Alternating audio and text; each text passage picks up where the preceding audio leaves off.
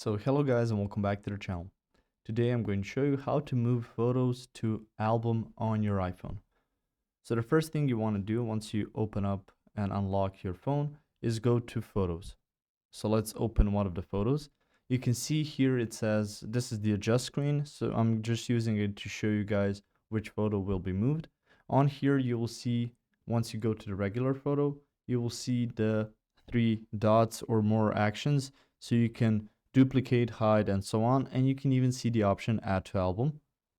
And you can see here I've added this picture to the album, this photo. If I wish to add more photos, I can just click the plus sign. Now through this plus sign, I will have the entire gallery opened up and I can just click on these photos or some even collections. So it doesn't have to be the entire gallery. You can choose between different albums, screenshots, or some other categorizations to choose photos do you want to add to this album.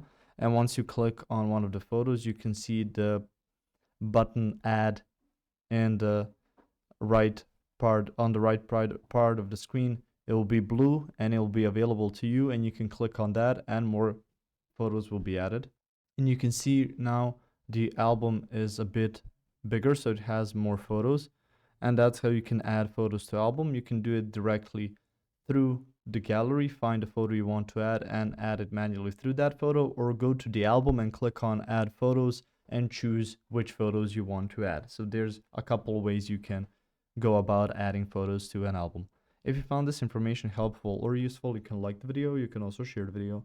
You can subscribe to the channel and click the notification bell to get notified about new videos on iPhone or some other topics you might find interesting as well.